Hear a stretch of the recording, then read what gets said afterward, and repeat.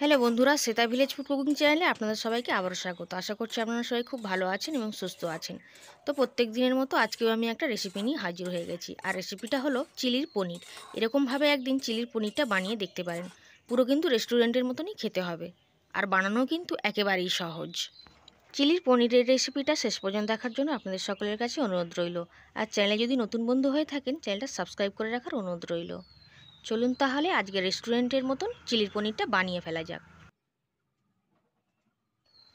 আমি এখানে বেশ কিছুটা পনির বানিয়ে নিয়েছিলাম। তো সব পনিরটা কিন্তু আজকে আমি ব্যবহার করব না। এই হাফ অংশটুকু নিয়ে আমি কেটে নিচ্ছি। ওই হাফটুকু আমি রেখে দেবো, পরের দিন অন্য কোনো কাজে লাগাবো। আর এই হাফের বেশি অংশটুকুই আমি আজকে কিন্তু কেটে নিচ্ছি। তো এরকম লম্বা লম্বা করে কেটে নিয়েছিলাম, তারপর ছোট ছোট পিস করে এরকমভাবে কেটে দিচ্ছি।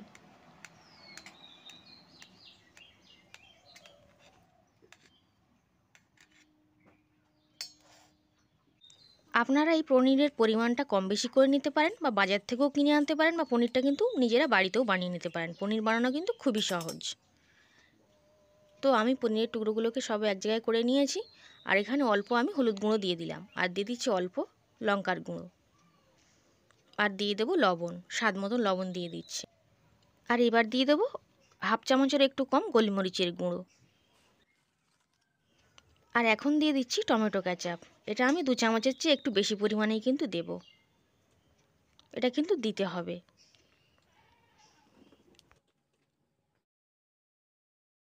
এবার সব কিছুকে একসঙ্গে দিয়ে খুব ভালো করে কিন্তু এভাবে মাখিয়ে নিতে হবে।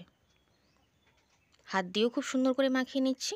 আর সব শেষে আমি কিন্তু এখানে কর্নফ্লাওয়ার দিয়ে দেব। 2 চামচ মতন কর্নফ্লাওয়ার আমি মিশিয়ে দিলাম।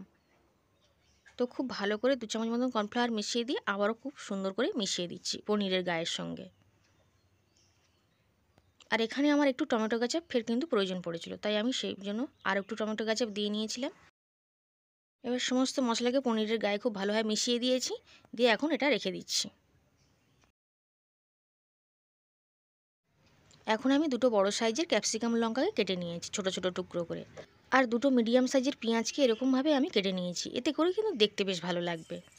এখন কড়াইতে তেল বসিয়ে দিয়েছি, আর এখন কিন্তু ফ্লেমটা কিন্তু মিডিয়াম টু হাই আছে। তো সেই সময় আমি পনিরগুলোকে কিন্তু দিয়ে দিচ্ছি একটা একটা করে। আর এরকম ফ্লেমটা কিন্তু বেশি রেখেই কিন্তু পনিরগুলোকে ভেজে নিতে হবে।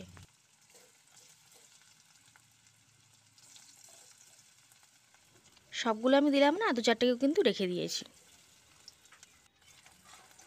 তো এবার উল্টে পাল্টে দিচ্ছি, এবার উল্টে পাল্টে নাড়াচাড়া করে লাল লাল করে কিন্তু ভেজে নিতে হবে। আর ফ্লেমটা কিন্তু কমালে হবে না, ফ্লেমটা অবশ্যই মিডিয়াম টু হাইতে রাখতে হবে।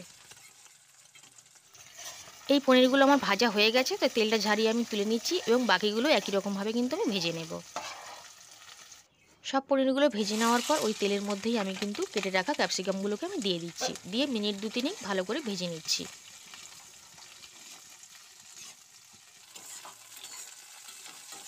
2 থেকে 3 মিনিট লঙ্কাগুলোকে খুব ভালো করে একটু তেলের উপর ভেজে নিয়েছিলাম। এরপর কেটে রাখা পেঁয়াজগুলোকে দিয়ে দিচ্ছি, দিয়ে পেঁয়াজগুলোকেও একটু 2 থেকে 3 মিনিট ভেজে নেব লঙ্কাগুলোর সাথে।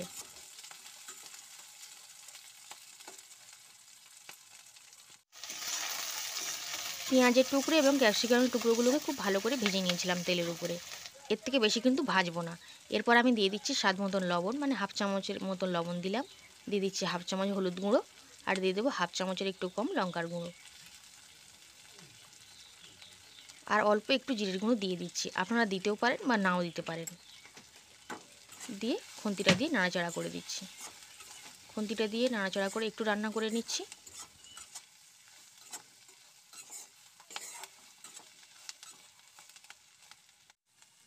আর এরপর আমি টমেটো কেচাপ কিন্তু দিয়ে দিচ্ছি। 3 থেকে 4 চামচের চেয়ে একটু বেশি কিন্তু দিতে হবে।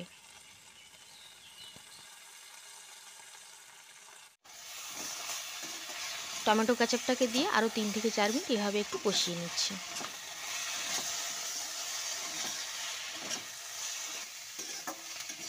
খুব ভালো করে কষিয়ে নিয়েছিলাম। আর এই সময় আমি 2 চামচ কর্নফ্লাওয়ার আর 1 বাটি জলে একটু গুলে রেখেছিলাম, তো সেইটাকে আমি দিয়ে দিচ্ছি। আর এর মধ্যে আমি আর একটু সামান্য পরিমাণে জল কিন্তু অ্যাড করে দেব। গ্যাসের ফ্লেমটা মিডিয়ামে রেখেই কিন্তু একটু রান্না করে নেব।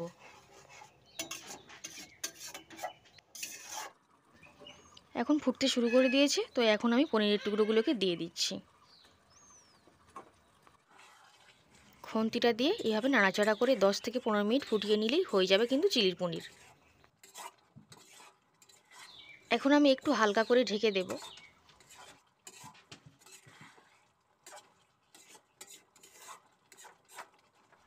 এখন আমার চিলির পনিরটা সম্পূর্ণভাবে তৈরি হয়ে গেছে। গ্যাসটা আমি অফ করে দিলাম, দিয়ে আমি নামিয়ে নিচ্ছি।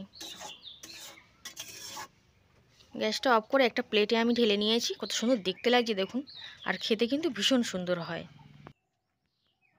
আর বানানোও কিন্তু খুবই সহজ। তো আজকে একেবারে রেস্টুরেন্টের মতো চিলির পনির রেসিপিটা কেমন লেগেছে কমেন্টে অবশ্যই জানাবেন। আর যদি ভালো লেগে থাকে অবশ্যই লাইক করবেন, শেয়ার করবেন, সাবস্ক্রাইব করে পাশে থাকবেন। আজ তাহলে এই পর্যন্তই, আবার হাজির হয়ে যাব অন্য কোনো রেসিপিতে। আজ তাহলে আসলাম।